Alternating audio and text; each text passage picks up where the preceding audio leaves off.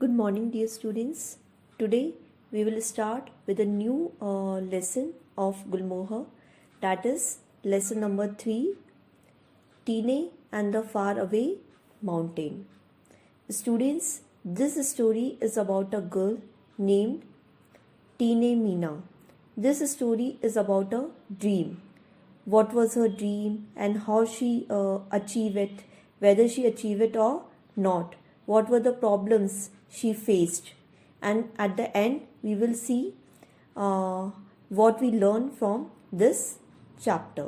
So let's start. In Ikli, in the Mishmi hills of Arunachal Pradesh, young Teene Meena heard a wondrous call, wondrous, wonderful, magical, from the mountains in the distance. She was drawn to it, attracted to it, a sound only she could hear. So this girl, Teene Meena, she lived in Ikli, in the Mishmi hills of Arunachal Pradesh. And she heard a wonderful magical sound which was coming from a far away mountain. And she was very much attracted to that sound. So children, ये जो young girl है, Teene Meena, ये इकली में रहती है. इकली is the name of a place. और ये कहाँ पे है? In the Mishmi hills of Arunachal Pradesh में. और उसे हमेशा पहाड़ों से अद्भुत आवाज़ें आया करती थी.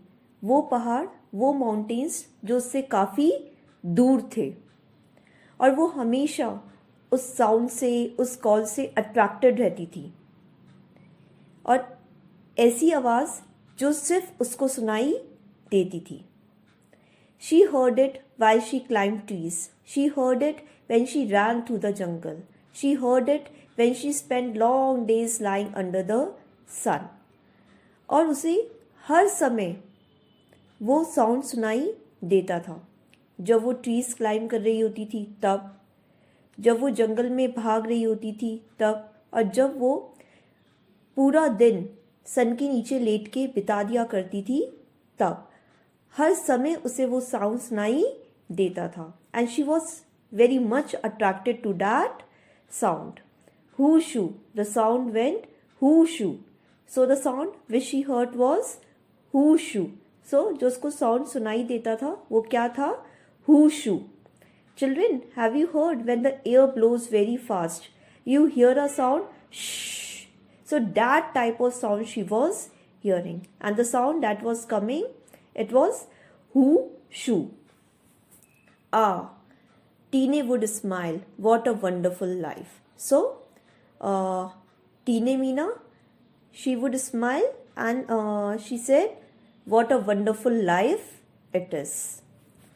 But one day her family moved out of Ikli to the closest big town, Roing. Tyne's world turned upside down. So one day, children, what happened? Teene parents, they decided that they will move to a town which was near Ikli, and the name of the town was Roing. So Teene, she was very unhappy. She doesn't want to go to the town because she loved playing in the jungle. She loved lying under the sun, and she loved that whooshu sound.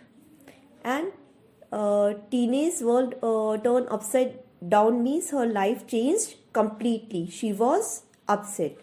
So एक दिन क्या हुआ, उसका जो परिवार था, उसकी जो फैमिली थी, वो इकली के नज़दीक के ही बड़े शहर रोइंग चला गया, वहाँ शिफ्ट हो गया. और उसकी टीने मीना की पूरी लाइफ जो थी वो चेंज हो गई. वो बहुत अपसेट थी, बहुत अनहैप्पी थी, और वो वहाँ बिल्कुल नहीं जाना चाहती थी. There was a school in Roing, but the hoo shoo had been louder in इकली. So she got a admission in the school in Roing, and she could also hear that whooshu sound there in Roing too, but it was more clear, more loud in Ikli.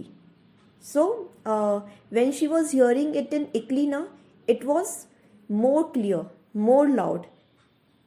Maybe because that mountain from where that sound was coming was near to Ikli, and that mountain was very far away from Roing. So she was very upset because she was not able to hear that sound nicely, which she used to hear in Ikli. So टीने मीना का rowing में admission भी हो गया था, लेकिन जो उसको हुशू का साउंड आता था वो कहती है कि वो ज़्यादा क्लियर था, ज़्यादा लाउडर था इकली में, जब वो इकली में थी. मे बी इसका रीज़न ये हो सकता है कि जिस माउंटेन से उसको वो आवाज़ सुनाई देती थी वो इकली के पास था और रोइंग से काफ़ी ज़्यादा दूर था, और इसी वजह से जब वो इकली में थी तो वो उस साउंड को बहुत नाइसली सुन पाती थी, बहुत अच्छे से सुन पाती थी. रोइंग में भी उसको वो आवाज़ आती थी, वो उसको सुन पाती थी, लेकिन वो इतनी लाउड, इतनी क्लियर नहीं थी जितनी कि वो इकली में थी. टीने wanted to return to her mountains again. So Tina, she always wanted to go back to her old place, Ikli. So हमेशा से टीने अपनी उस ओल्ड प्लेस पे इकली वापस लौट जाना चाहती थी. So she trudged to school every day for 10 years, glancing wistfully at the mountains in the horizon. So trudge means to walk with slow and heavy steps because she did not want to do something, and wistfully means with great longing. So ना चाहते हुए भी वो daily school जाया करती थी for 10 years and glancing wistfully at the mountains in the horizon. और जो माउंटेन्स इसको दूर से दिखाई देते थे उनको देखते हुए वो जल्द से जल्द उन माउंटेन्स तक पहुंचना चाहती थी. When she finally finished her schooling, Tina immediately applied to be a porter for army expeditions in the mountains. Children, porter is a person who carries luggage and other heavy loads. An expedition is a journey. So finally she finished her schooling, and after finishing her schooling she immediately applied to be a porter in army. So जैसे ही उसकी schooling ख़त्म हुई उसने army में as a porter apply कर दिया. सो जो कोई भी एक्सपेडिशन के लिए आता था वहाँ माउंटेन्स में, तो टीने मीना को क्या करना होता था, she used to carry heavy loads and their luggages. तो उनका हैवी लोड और जो लगेजेस थी उनको कैरी क्या करती थी, और उनको लेके she would have to carry heavy loads and march over long distances. तो उनके हैवी लोड्स को लेके she used to walk a very long way with those luggages. But women were not allowed to be porters in those days. But children, the women, they were not allowed to be the porters in those days. Women को allowed ही नहीं था उस time पे as a porter job करना. क्यों? क्योंकि it was very difficult to carry so much of load. क्योंकि इतने heavy लगेजेस को, इतने लोड्स को कैरी करना क्या था, बहुत डिफिकल्ट था. टीने did not let that stop her. लेकिन ये चीज़ भी टीने को रोक नहीं पाई. She dressed as a boy and started to work, and she dressed herself as a boy and started to work, carrying nearly 25 kilos of luggage every day. और वो डेली कितना लगेज कैरी क्या करती थी, 25 kilo. A whole week passed before everyone realized that she was a girl disguised as a boy. और पूरा एक week तक वो एज अ बॉय ये काम करती रही, लेकिन कोई भी उसे रिकग्नाइज नहीं कर पाया, कोई भी उसे पहचान नहीं पाया. और after a week the army officers they came to know, they realise that she was a girl disguised as a boy, कि वो एक लड़की है जिसने अपने आप को कैसे ड्रेसअप किया हुआ है, as a boy. The officers scolded Tine for breaking the rules. So she was scolded by the officers. तो जब ऑफिसर्स को पता लगता है that she was a girl not the boy, तो उसे बहुत डांट पड़ती है फॉर ब्रेकिंग द रूल्स, क्योंकि उन दिनों में जो विमेन थी उन्हें एज अ पॉटर काम करना अलाउड नहीं था. बट दे न्यू दैट टीने knew the route better than anyone else. But she was allowed to work as porter because she knew the routes very well. लेकिन वो ये भी अच्छे से जानते थे कि टीने मीना को जो भी रूट्स हैं वो बहुत अच्छे से पता हैं, इसलिए so they allowed her to continue working. So she was allowed to work as porter, इसलिए वो उसको एज अ पोर्टर वर्क करना अलाउ कर देते हैं. Her act would later help lift the ban on female potters. Children, those days there was a ban on female potters that they could not be a potter. So Tine was a girl.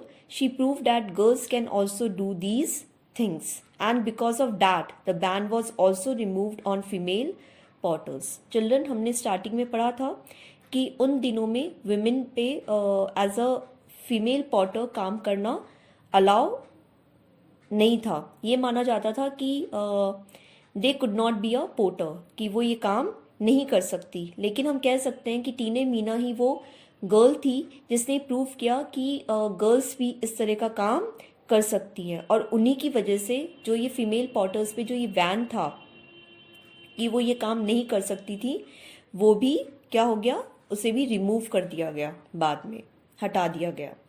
In the army टीने worked on many expeditions and soon became a coordinator. So Tine, she went on many journeys, she went on many expeditions, so she was promoted as a coordinator. So army में टीने जो थी उन्होंने काफ़ी सारे expeditions पे, काफ़ी सारी जर्नीज़ पे वो गई, और बहुत जल्दी वो क्या बन गई, coordinator. Coordinator, someone who plans trips to mountains. It was on one of her expedition as a coordinator that she met Dr. Romeo Matey. So as a coordinator she did many work, and one day when she was on expedition, while she was going on an expedition as a coordinator ना, she met Dr. Romeo Matey. और एक बार जब वो as a coordinator expedition पे जाती हैं, journey पे जाती हैं, तो वहाँ उनकी मुलाकात किससे होती है, डॉक्टर रोमियो मेटी से.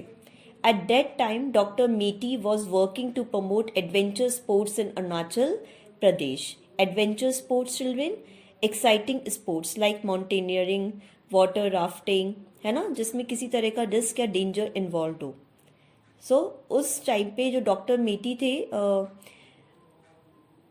ही was there to promote adventure sports. वो अरुणाचल प्रदेश में एडवेंचर स्पोर्ट्स को प्रमोट कर रहे थे, and immediately identify teenage talent. So when he saw टीने Meena that she was so well versed with her work, she was doing her work so nicely, he recognized the skills inside Tine Meena. He also recognized her inner potential. तो वो बहुत जल्दी टीने मीना के talent को पहचान लेते हैं. You are a naturally gifted climber, he told her. Naturally gifted, children, someone who does something very well on their own without training. हमने देखा है टीने मीना ने इन सब चीज़ों की कोई ट्रेनिंग नहीं ली थी, और फिर भी वो अपना काम बहुत अच्छे से करती थी. सो जो डॉक्टर रोमियो मेटी होते हैं वो क्या कहते हैं, you are a naturally gifted climber, you have the strength and the determination. Children, determination means are strong desire to do something, किसी काम को करने की इच्छा. Now all you need is technique. So doctor Matey he said to Tina Meena that you climb very nicely and you can become a very good and a professional climber, but for that you need to know proper technique of climbing, a proper way of climbing. तो कहते हैं कि तुम्हारे पास strength भी है, determination भी है, लेकिन सिर्फ तुम्हें एक ही चीज़ की ज़रूरत है, और वो क्या है, टेक्निक की. You need to know technique. Doctor Matey became teenage mentor. Mentor, a person who helps, teachers, advises someone. So, Dr. Matey, he became Tine's mentor, and she began her training as a mountain climber. So, Dr. Matey, he became her mentor, and he trained her as a mountain climber. तो उसके mentor बन जाते हैं और उसको as a mountain climber training देना start कर देते हैं. The distant mountains still called her. और जैसा हमने स्टार्टिंग में देखा था कि हमेशा उसको माउंटेन से, वो माउंटेन जो उससे काफ़ी दूर थे, हमेशा एक वंडरस मैजिकल कॉल सुनाई देता था. तो वो मैजिकल और वो वंडरफुल कॉल उसको स्टिल मतलब अभी भी सुनाई देता था. So children, only this much for today. The remaining part of the chapter will be explained to you in the next class. Thank you.